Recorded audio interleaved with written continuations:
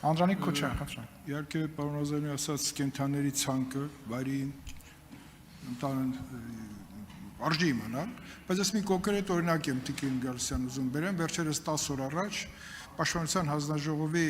համակարգող փորձագետի ոտքը կծեց տարածքում գտնվող շուն, մականունը Շունիկ, փոքր,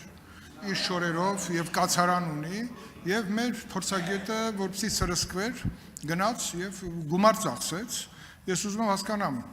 օրենքը կարգավորում է, ոնց պետք է իմանանք տվյալ շունը, որ այստեղ մի վարքան էլի պարոն Քոչարյան, ամենայն լրջությամբ եմ ասում, որովհետև այստեղ այդ պահին եղել են աշխատակիցներ, որ ասել են Ավետիսյան Վահանին, որ եթե դու հանգարց փորձես ուժ կիրառես, դու կդատվես։ Ասել են, բայց չէ որ նա արուն լվա, ես տեսել եմ, ոտքա արուն լվա, ասել են, չէ որ շուն եկել էր քեզ սիրեր, սիրելու արդյունքում նրա ոտը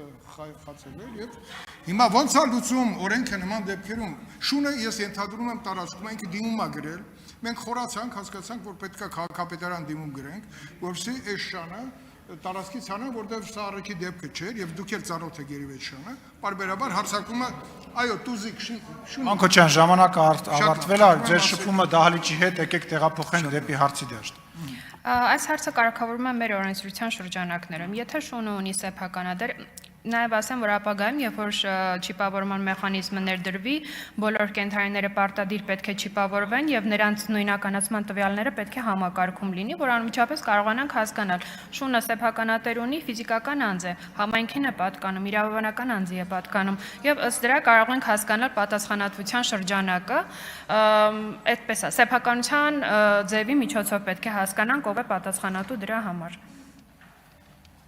Արձագանք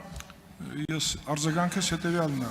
Ես չգիտեմ, որ մենք տվյալների բանկ կունենանք մի օր շների սեփականության, սեփականատերերի, նրանց խնամքի, չգիտեմ,